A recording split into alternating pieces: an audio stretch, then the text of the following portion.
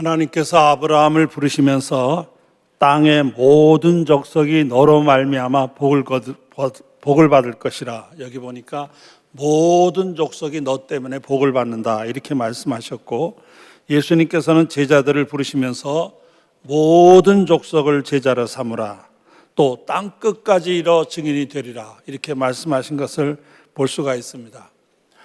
믿음으로 사는 사람들은 자신의 안녕과 자기만의 행복과 자기만의 넉넉함을 위해서 사는 사람이 아니라 이렇게 좀 더 넓게 생각하고 좀 더 많은 사람을 함께 생각하는 삶을 살아야 함을 보여주신 것입니다. 잠언 17장 19절에 보면 다툼을 좋아하는 자는 죗가를 좋아하는 자요, 자기 문을 높이는 자는 파괴를 구하는 자니라, 그렇게 기록되어 있습니다. 자기 하나만 안녕하고 자기 하나만 건강하고 자기만 배부르고 등 따숩게 사는 걸 목표로 삼아서 자기 문을 높이는 사람, 남이 접근하지 못하게 나만을 지키려고 하는 사람들은 성경은 뭐라고 말하냐면 파괴를 구하는 자니라.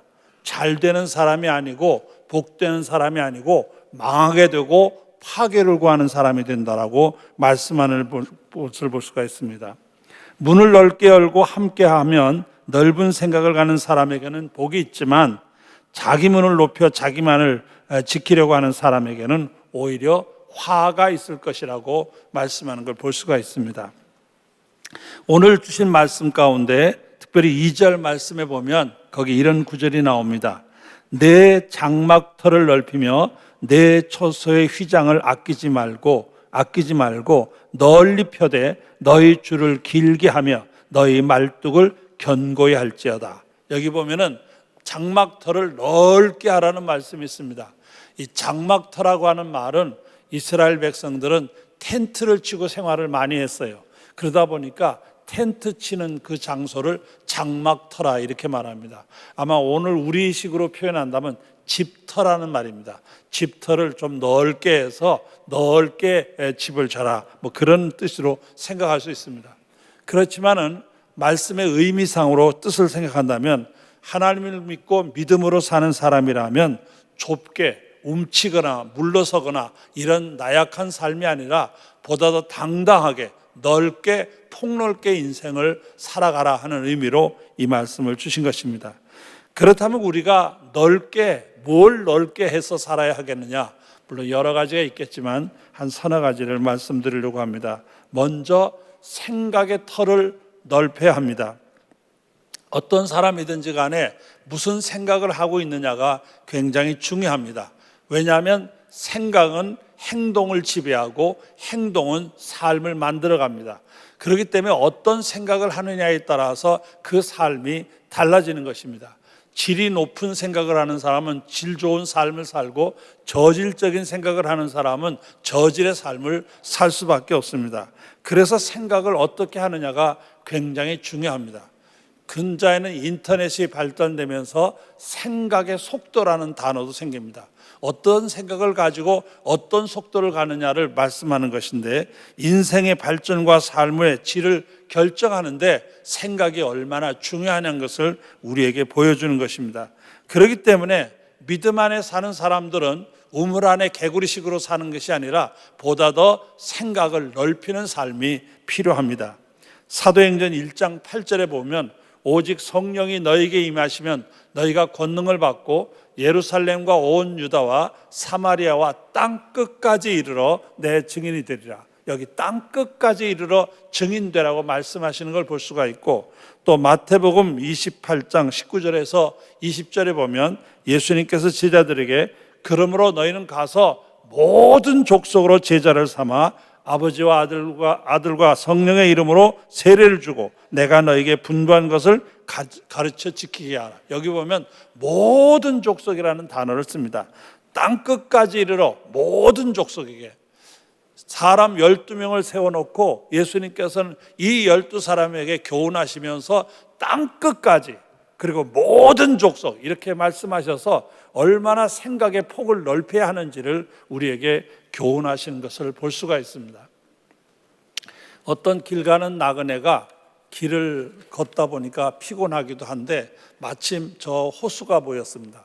그래서 호숫가에 잠깐 쉬러 갔더니 웬 사람이 호숫가에서 낚시를 하고 있었습니다. 그래서 쉬기도 하면서 낚시하는 걸 구경하게 됐습니다. 그런데 한참 보고 있는데 갑자기 낚싯대가 심하게 휘어지면서 큰 고기가 물었다는 걸 알 수가 있었습니다. 이 낚시꾼도 그걸 끌어내려고 하고 여행하던 사람도 긴장을 해서 야, 어떤 고기가 나올까 하고 긴장을 했습니다. 근데 정말 한참 씨름하더니 결국 건져낸데 굉장히 큰 고기를 잡았습니다. 그 나그네는 이 낚시꾼이 굉장히 좋아할 거라고 생각했는데 별로 좋아하는 기색이 아니었습니다. 주머니에서 자를 하나 꺼내더니 고기를 재보더니 다시 물에다 놓아주었습니다. 그 희한한 사람이다 하는 생각이 들었습니다. 다시 낚시에 미끼를 끼더니 던졌습니다. 조금 있더니 낚싯대가 흔들흔들하더니 채니까 손바닥만한 작은 고기 하나가 잡혔습니다. 그리고선 주머니에서 자를 꺼내더니 고기를 재는 겁니다. 아까 그렇게 큰 고기를 잡았을 때도 떨떠름한 표정을 하던 사람이기 때문에 별로 좋아하지 않을 줄 알았는데 아까하고는 다르게 굉장히 밝은 얼굴을 가지고 고기를 재더니 그 고기를 바구니에다 집어넣는 겁니다. 이 나그네가 너무 이상한 생각이 들었어요. 그래서 아까 그렇게 큰 고기를 잡았을 때는 놓아주더니 왜 작은 고기를 바구니에 넣는지 너무 궁금한 거예요. 그래서 물었습니다. 낚시꾼에게 왜 아까 큰 고기를 놓아주고 작은 고기를 넣었느냐라고 물었습니다. 그랬더니 그 낚시꾼이 이렇게 말합니다. 예, 저희 집에 고기를 구워 먹는 프라이팬이 있는데 프라이팬 크기가 요만합니다. 그래서 요만한 고기를 잡고 있습니다. 이렇게 대답을 했어요. 우리가 보면 그 낚시꾼이 엄청나게 어리석어 보여요. 어느 이런 바보가 어디 있을까 이런 생각이 들어요. 그런데 뜻밖의 모든 사람들이 생각 속에 그렇게 살고 있어요. 자기가 할 수 있는 범위를 정해놓고 그 한계를 못 벗어나는 거예요. 그래서 항상 자기가 할 수 있는 한계를 정해놓고 그 속에서만 살려고 하는 것이 일반적입니다. 여러분, 믿음으로 사는 사람들, 전능하사 천지를 만드신 하나님 아버지를 내가 믿고 내 아버지로 고백하는 사람들은 생각의 폭을 좀 넓혀야 됩니다. 이 생각의 폭을 넓히라고 오늘도 장막터를 넓히라고 우리에게 말씀하신 것입니다. 두 번째는 믿음의 장막터를 넓혀야 합니다. 믿음으로 사는 사람들은 내 삶의 모든 영역에서 믿음의 역사가 있음을 보아야 합니다. 물론 믿음이라고 하는 것은 전능하사 천지를 만드신 하나님을 믿는 것과 그 아들 예수 그리스도가 내 죄를 위하여 십자가를 지고 구원하셨다는 사실, 그리고 하나님의 영신 성령께서 역사하고 계시다는 사실을 인정하고 믿는 것, 이것이 믿음이라고 볼 수가 있습니다. 그런데 뜻밖의 많은 사람들이 성경에 기록된 과거의 역사, 하나님이 어떻게 하셨다, 예수님이 어떻게 하셨다, 성령께서 어떻게 하셨다, 그걸 알고 있는 것으로만 기억 끝나는 거예요. 그리고 조금 더 확대되면 앞으로 주님이 재림하실 날 온 세계가 완성되고 이 역사가 완전하게 될 것이라고 하는 미래적인 겁니다. 다시 말하면 과거를 믿고 미래를 믿어요. 그런데 현실에 대해서는 그렇지 않아요. 현실에 역사하시는 하나님의 역사를 잘 몰라요. 또 하나님의 역사를 거의 생각하지 않아요. 중요한 건 우리가 지금 살고 있는 이 시간, 여기에 우리와 함께 하시는 하나님이 계심을 믿어야 돼요. 그리고 그 하나님이 우리에게 은혜 주시기를 기뻐하신다는 사실을 믿어야 돼요. 이게 바로 중요한 겁니다. 우리의 삶의 모든 터전이 믿음의 터전, 은혜의 터전이 되어야 합니다. 아주 오래전에 LA에 있는 어느 교회에 부흥회를 인도하러 갔었어요. 부흥회를 인도하고 돌아오면서 LA 공항에서 비행기를 타게 됐습니다. 비행기를 타면 습관적으로 제가 하는 일이 뭐냐면 하나님 앞에 기도하는 거예요. 하나님, 이 비행기가 무사히 한국에 도착하게 해달라고 기도했어요. 그런데 그날도 제가 비행기 타자마자 그렇게 기도했습니다. 근데 기도가 막 끝나자마자 이 방송이 나오는 거예요. 그 기장이 안내 방송을 하면서 뭐라고 그러냐면 이 비행기 타이어에 유압이 잘못돼 가지고 아무래도 이것을 수리하고 떠나야 되기 때문에 한 2시간 정도는 연발하게 될 것 같다, 이렇게 광고가 나오더라고요. 그 순간 제 마음속에 좀 섭섭한 생각이 들었어요. 왜냐하면 이렇게 와서 말씀을 전하려고 내가 고생을 하고 가는데 아무 일 없이 그냥 착 갔으면 좋지. 이걸 2시간씩을 기다려서 비행기 안에서 있어야 되고 또 그 다음에 하면 너무 피곤하기도 하지만 지루한 생각이 들었어요. 제 마음속에 좀 약간 그런 마음이 스치고 지나갔어요. 그런데 그 마음이 스치고 지나가자마자 바로 다른 생각 하나가 제 마음에 들어왔어요. 그게 뭐냐면 내가 기도했지 않냐. 내가 기도하는 순간 기장의 눈이 밝아져 가지고 유압이 잘못된 게 눈에 들어오게 되고 그래서 고치고 가니까 너의 기도를 들으신 하나님께서 내가 무사히 도착하게 하려고 바로 그 시간 타이어의 유압이 잘못된 걸 보게 하지 않았냐 하는 생각이에요. 그 순간 저도 모르게 너무 기뻤어요. 아마 아무도 없었으면 할렐루야 하고 소리를 질렀을지도 몰라요. 너무 감사했어요. 왜냐하면 우리의 삶의 지금 현장에 함께 하시는 하나님이 계시다는 생각이에요. 여러분의 삶에 함께 하시는 하나님이 계심을 믿으시기 바랍니다. 언제나 하나님이 내 삶에 함께 하신다는 걸 깨달아야 돼요. 이게 중요한 거예요. 과거를 기념하는 종교가 아니고 미래를 기대만 하고 있는 종교가 아니라 바로 우리의 삶에 언제나 함께 하시는 하나님의 은혜를 깨닫는 것이 중요해요. 바로 우리의 삶 터전 자체가 믿음의 터전이 되도록 해야 합니다. 세 번째로는 기도의 터를 넓혀야 합니다. 믿음의 사람들은 자신만을 위하여 기도하고 자신의 안녕만을 위해서 기도하는 사람은 아닙니다. 물론 우리의 기도가 나 자신을 위해서 기도해야 돼요. 저도 기도할 때마다 저 자신을 위하여 빼놓지 않고 기도합니다. 제 아내를 위하여, 제 자식들을 위하여, 제 형제들을 위하여, 제 주변을 위해서 늘 기도합니다. 그렇지만은 믿음의 사람들은 저만 위해서 기도하는 사람이 돼서는 안 됩니다. 적어도 하나님을 사랑하고 내 이웃을 내 몸과 같이 사랑하는 주님의 말씀과 그 교훈을 기억하는 믿음의 사람이라고 하면 적어도 기도가 나만을 위한 기도가 돼서는 안 돼요. 적어도 우리를 위한 기도가 돼야 되고 교회를 위한 기도, 나라와 민족을 위한 기도가 되고 좀 더 폭넓게 세계 평화를 위한 기도도 기도가 되어야 합니다. 이렇게 우리의 기도의 폭이 좀 넓어져야 돼요.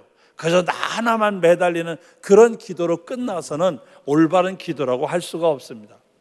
어느 성경 연구하는 모임에서 성경 공부가 끝날 때 이제 지도하시는 분이 성령께서 인도하시는 대로 누구든지 마음대로 기도하고 끝맺히겠습니다. 그래서 한 사람이 벌떡 일어나서 기도를 시작했어요. 근데 이분이 기도하면서 그 기도의 내용이 자기를 위하여, 자기 아내를 위하여, 자기 장사하는 걸 위해서, 자기 건강을 위해서, 자기만 위해서 기도하더니 예수님의 이름으로 기도합니다 하고 끝내버렸어요. 그래서 한 사람이 벌떡 일어나더니 다시 기도하기 시작했어요. 하나님, 저 사람의 기도는 듣지 마십시오. 자신만을 위하여 기도하는 것은 밑빠진 독과 같으니 은혜를 주셔도 소용이 없습니다. 이렇게 기도했다는 외국에서 나오는 책에서 제가 한번 읽어본 적이 있어요. 여러분, 자기만을 위해서 기도하는 게 아니에요. 적어도 이웃을 생각해야 돼요. 우리의 기도가 이웃을 생각할 줄 알아야 그 기도가 제대로 되는 기도가 되는 것입니다. 하나님을 사랑하듯 내 이웃을 내 몸처럼 사랑하는 주님의 말씀을 따르는 성도라면 당연히 이렇게 기도의 폭을 넓혀 기도해야 합니다. 예수님께서 우리에게 가르쳐 주신 기도문을 주기도문이라고 그래요. 그 주기도문을 자세히 보면은 이번에 새로 정리된 기도문을 보면 우리라고 하는 단어가 무려 6번이나 기록되어 있어요. 6번. 우리. 그 짧은 기도문 가운데 우리라는 표현을 그렇게 많이 써요. 하나님을 호칭하실 때도 우리 아버지라고 그래요. 우리야. 나의 아버지라고 안 그러고 우리 아버지라고 그래요. 심지어는 일용할 양식, 내가 먹을 양식을 달라고 하면서 우리에게 일용할 양식을 주옵소서. 이렇게 우리라는 표현을 쓰고 있는 거예요. 적어도 나라고 하는 내 속에 나로 제한하는 게 아니라 우리를 생각하는 거예요. 좀 더 넓게 생각하는 거예요. 나 하나만 생각하는 이기적이고 아집적인 그런 삶이 아니라 우리를 생각하고 함께 살아가기를 원하는 그런 기도가 필요한 것입니다. 여러 성도님들이 기도 가운데 어떻게 기도하고 있는지를 한번 생각해 보세요. 정말 내 기도가 나 하나에 너무 집착하고 있지 않는가, 나만 생각하는 기도를 하고 있지 않는가 한번 반성해 볼 필요가 있습니다. 부흥사 가운데 체프만이라는 목사님이 계셨습니다. 이 체프만 목사님이 쓰신 글을 읽다 보니까 거기에 이런 글이 있는 걸 보았어요. 예수님을 만나서 복음서에 나타난 병 고침을 받은 사람의 수를 세보면 대략 한 40여 명이 된다고 합니다. 그 40여 명이 있는데 그 40명 가운데 예수님을 만나 병 고침을 받는데 혼자 나가서 한 사람은 몇 명 없대요. 다 누군가의 도움을 받고 함께함으로 말미암아 병 고침을 받고 은혜를 받은 거예요. 그래서 그분의 기록에 의하면은 그 40여 명 가운데 누군가의 도움을 받고 함께 나가서 병 고침을 받은 사람의 수가 무려 34명이나 된다고 그래요. 그러니까 대부분의 모든 사람이 자기 혼자 어떻게 한 게 아니에요. 누군가의 도움을 받고 함께 가서 같이 은혜를 받은 거예요. 그렇기 때문에 함께 한다는 게 대단히 중요한 거예요. 우리가 하나님 앞에 기도할 때도 나만이 아니에요. 좀 더 폭을 넓혀야 돼요. 기도의 폭을 넓고 기도의 영역을 넓힐 수 있어야 돼요. 그래서 여러분이 기도할 때 교회를 위하여, 나라와 민족을 위하여 꼭 기도하는 일을 잊어버리면 안 됩니다. 적어도 우리가 기도할 사명이 우리에게 있어요. 저 청와대는 정치하는 데예요. 국회에는 법을 만드는 데예요. 그분들은 기도할 줄 몰라요. 그분들이 기도할 걸 기대해서는 안 돼요. 기도는 우리가 해야 돼요.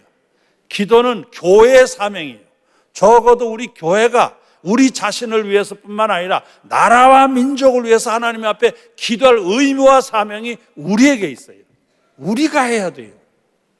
물론 제가 듣기로는 우리나라 국회에는 전 세계에 없는 유일한 게 하나 있어요. 그게 뭐냐면 거기에 예배실이 있어요. 저도 거기서 설교해달라 해서 한번 가서 설교한 적이 있는데 예배실이 있어요. 그게 아마 다른 나라에는 없다는 말을 내가 들었어요.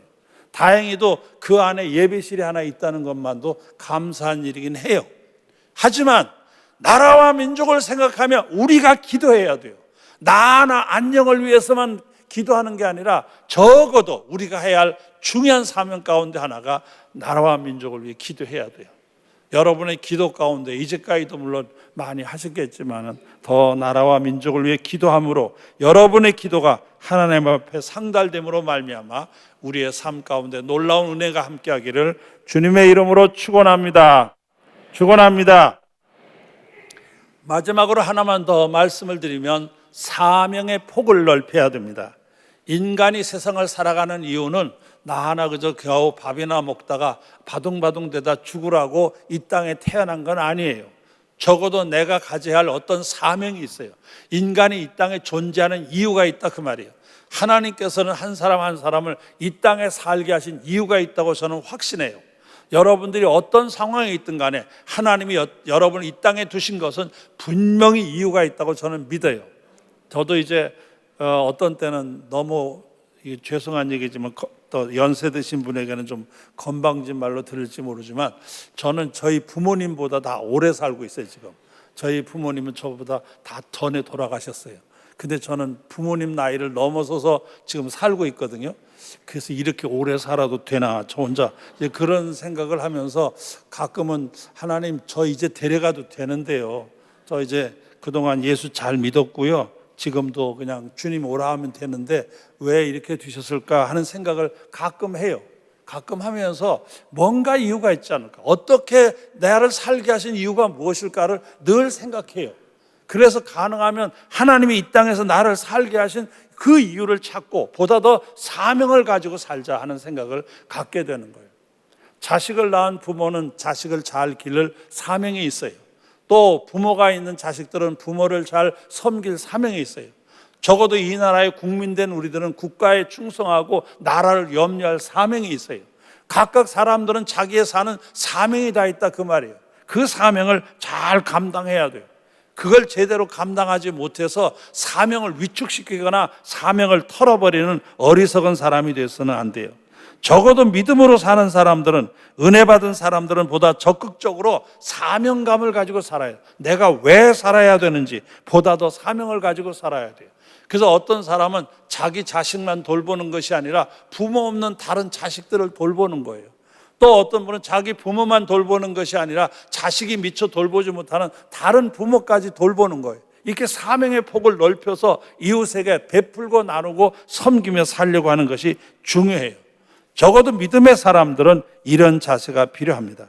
주신 사명도 감당하지 못하며 축소시켜서 어리석은 사람이 아니라 자신의 사명의 폭을 넓혀 세계를 향하여 하나님의 역사를 이룰 수 있는 복된 믿음의 사람이 되어야 한다, 그 말입니다. 특별히 불행한 어린이들을 돕는 단체가 꽤 여러 개 있는데 그중에 Save the Children이라는 단체가 하나 있어요. 우리나라에도 있습니다. 제가 이제 은퇴하면서 내가 이제 뭘 하고 살을까 하는 생각을 하다가 나도 좀 어떻게 더 돕고 나누면서 살아야 되지 않을까 하고 기도하다가 이게 눈에가 띄어서 Save the Children에다 전화를 했어요. 뭐 하는 단체냐? 그랬더니 특별히 동남아에 있는 불행한 어린이들에게 학교 갈 수 없는 애들은 학교를 가게 돕고 생활이 어려운 사람에게 생활을 돕는 일을 한대요. 그래서 내가 어떻게 하면 되느냐 했더니 이렇게 해서 자매 연결을 시켜준다고 그래요. 그래서 제가 신청을 해서 10명의 주로 네팔에 있는 아이들입니다. 네팔에 있는 아이들을 2013년부터 지금까지 이제 하고 있는데 물론 큰 건 아니에요. 자그마한 거지만은 지금 꾸준히 하고 있습니다. 근데 아이들이 자라면서 가끔 이제 편지를 보내와요. 근데 뭐 그 네팔 글씨가 이게 글씨인지 지렁인지 잘 모르게 이상한 글씨를 쓰면 거기 이제 일하는 분들이 그걸 또 영어로 이렇게 번역을 해서 저한테 보내오는데 읽어보면 고맙다는 말과 함께 자기는 이런 꿈을 가지고 잘 자라고 있다는 그런 내용이에요. 어떤 아이들은 거기다 또 예쁘장하게 자기가 그릴 수 있는 꽃도 하나씩 그려가지고 저한테 보내와요. 지금까지 잘 하고 있는데 처음에 제가 시작했던 애들 가운데는 벌써 자라가지고 이 아이들이 이제 벌써 나이가 20이 넘어가지고 장정한 청년이 됐어요. 그래가지고 제법 사회에서 제 역할을 하게 됐다고 고맙다는 편지가 오는 걸 볼 수가 있어요. 뭔가 좀 더 넓혀서 우리가 남을 돕고 산다는 것이 얼마나 보람 있는지 몰라요. 믿음 안에 사는 사람들이면 생각의 폭을 넓혀야 돼요. 생각의 폭을 넓히면서 믿음의 폭을 넓히고 기도의 폭을 넓히고 사명의 폭을 넓혀야 돼요. 이게 바로 오늘 주신 말씀이에요. 미국의 대통령을 지냈던 지미 카터라고 하는 분은 아주 신실한 기독교인입니다. 그분은 해마다 목표가 있어요. 10가정을 전도하는 거예요. 그래가지고 이분은 해마다 10가정을 전도해가지고 14년 동안에 140가정을 전도했어요. 이게 그분에게 큰 자랑거리였고 자기 나름대로 감격이었어요. 근데 그분이 주지사 출마를 했어요. 대통령 되기 전에 주지사 출마를 했는데 주지사 출마해가지고 그분이 기록에 의하면 3개월 동안에 자기 투표 좀 해달라고 3개월 동안에 몇 명을 만나냐면 30만 명을 만나서 악수를 했대요. 3개월 동안에. 이게 어마어마한 거죠. 이게 자기 표를 얻으려고. 그때 그분이 자기가 이제까지 주님을 위해서 겨우 140가정 전도한 걸 내가 이렇게 흐뭇하게 지냈는데 나 자신을 위해서 3개월 동안에 30만 명이나 찾아 만났는데 이게 내가 얼마나 생각이 잘못되느냐 하면서 쓴 책이 있어요. Why not the best라고, 왜 최선을 다하지 않느냐 하는 글의 책을 썼어요. 정말로 하나님이 우리에게 주신 귀한 삶이 있어요. 여러분, 우리가 지금 이 땅에서 숨을 쉬고 살고 있다는 게 얼마나 큰 은혜인지 몰라요. 이 귀한 삶을 적당히 그냥 넘어가는 게 아니에요. 보다 더 폭넓게 살아야 돼요. 여러분, 생각의 폭을 넓히십시오. 여러분, 믿음의 폭을 넓히십시오. 여러분, 기도의 폭을 넓히십시오. 여러분의 사명의 폭을 넓히십시오. 그래서 여러분의 삶이 좀 더 아름답게, 하나님께는 영광이고 여러분 스스로가 결코 후회함이 없는 멋진 삶을 살아야 할 것입니다. 한번 따라서 하십시오. 장막터를 넓히자. 마음에 안 들면 안 하셔도 돼요. 마음에 드시면 좀 더 이게 정말 2020년 내 삶에서 이 일이 꼭 이루어지게 해 주십시오 하는 마음을 가지고 좀 제대로 하셔야 돼요. 장막터를 넓히자. 이 코로나 때문에 기운이 없어서 그러시나 왜 이렇게. 다시 한번 장막터를 넓히자. 한 번 더 장막터를 넓히자. 여러분 2020년 하나님께서 여러분에게 주신 이 고귀한 삶을 적당히 넘어가지 마시고 정말 생각의 폭을 넓히시고 기도의 폭을 넓히시고 기도의 믿음의 터를 넓히시고 사명의 터를 넓혀서 여러분의 삶을 통하여 하나님께 영광 돌리는 복된 역사가 있기를 주님의 이름으로 축원합니다.